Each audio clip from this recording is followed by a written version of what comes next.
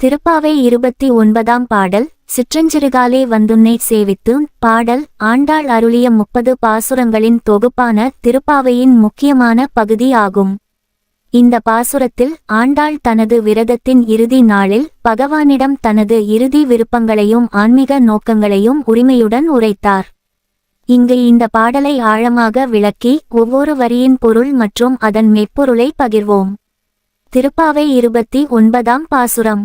சிற்றஞ்சிறுகாலே வந்துன்னை சேவித்துன். பொற்றாமரையடியே போற்றும் பொருள் கேளாய். பெற்றம் மேத்துண்ணும் குலத்தில் பிறந்து நீ. குற்றேவல் எங்களை கொள்ளாமற் போகாது. இற்றை பறை கொள்வான் அன்றுகான் கோவிந்தா. எற்றைக்கும் ஏழேழ் பிறவிக்கும் உந்தன்னோடு. உற்றோமே யாவோம் உனக்கேனாம் ஆட்செய்வோம். மற்றை நம் காமங்கள் மாற்றேலோர் எம்பாவாய். பாடல் மற்றும் அதன் விளக்கம். சிற்றஞ்சிறுகாலே வந்துன்னை சேவித்துன். சிற்றஞ்சிறுகாலே அதிகாலையில், நள்ளிரவுக்கும் அதிகாலை 4 மணிக்கும் இடைப்பட்ட நேரம் தெய்வீக செயல்களுக்கு பொருத்தமான நேரமாக கருதப்படுகிறது. வந்துன்னை சேவித்துன். பகவான் கோவிந்தனை தாமரை போன்ற திருவடிகளை சேவிக்க நாங்கள் வந்துள்ளோம். ஆண்டாள் தனது சக தோழிகளுடன் காலை நேரம் மிகவும் பரிசுத்தமான தருணத்தில் தெய்வீக சேவைக்கு வந்ததை எடுத்துக் கூறுகிறார். இத்தகைய சேவை அவர்களின் பாசத்தை பிரதிபலிக்கிறது. பொற்றாமரையடியே போற்றும் பொருள் கேளாய். பொற்றாமரையடியே, தாமரை போன்ற பொன் நிறமுடைய உன் திருவடிகளை வணங்குவதால் எங்கள் ஆன்மா பரிபூரணமாகிறது. போற்றும் பொருள் கேளாய், எங்கள் பிரார்த்தனையின் பொருளை கேளும், அதில் எங்கள் பக்தியின் ஆழத்தை உணர்ந்து கொள். இந்த வரி தெய்வத்தின் திருவடிகளை வணங்குவதில் இருக்கும் மகிமையை எடுத்துக்காட்டுகிறது.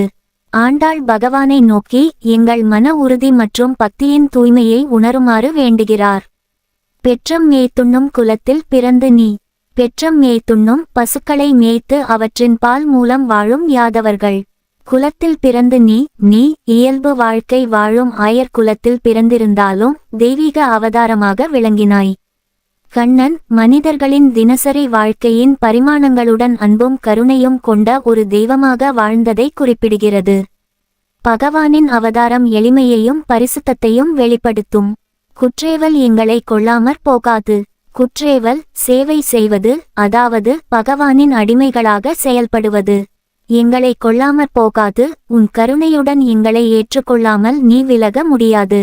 ஆண்டாள் பகவானிடம் தனது உரிமையை உரைத்து கொண்டு உன்னால் எங்களை தவிர்க்க முடியாது என்பதை கூறுகிறாள். இது பகவான் மற்றும் பக்தர்களின் இடையிலான ஆழ்ந்த பாசத்தை விளக்குகிறது. இற்றை பறை கொள்வான் அன்றுகான் கோவிந்தா. இற்றை பறை கொள்வான், இன்று இந்த விரதத்தின் நிறைவு நாளில் உன் அருளை எங்களுக்கு அளிப்பாயாக.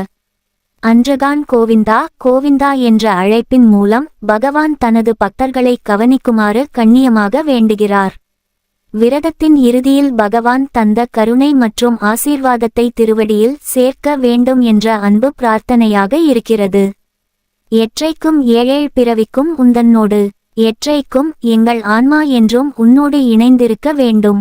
ஏழேழ் பிறவிக்கும் நாங்கள் பல பிறவிகளிலும் உன்னுடைய பக்தர்களாகவே வாழ வேண்டும். ஆண்டாள் தெய்வத்துடனான நிலையான உறவை வேண்டுகிறார். இது ஆன்மாவின் நீடித்த தேவையை காட்டும் முக்கியமான வரி. உற்றோமே யாவோம் உனக்கேனாம் ஆட்செய்வோம். உற்றோமே, நாங்கள் உன் உறவினர்களாகவே இருக்க விரும்புகிறோம். யாவோம் உனக்கே, எங்கள் வாழ்க்கை முழுவதும் உனக்கு அர்ப்பணமாக இருக்க வேண்டும். ஆட்செய்வோம், உன்னுடைய திருவடிகளில் சேவை செய்வதே எங்கள் வாழ்க்கையின் குறிக்கோள். இந்த வரியில் ஆண்டாள் மனிதரின் வாழ்க்கை முழுவதும் தெய்வீக சேவையுடன் சேர்ந்து அமைவதற்கான அவசியத்தை கூறுகிறார். மற்றை நம் காமங்கள் மாற்றேலோர் எம்பாவாய்.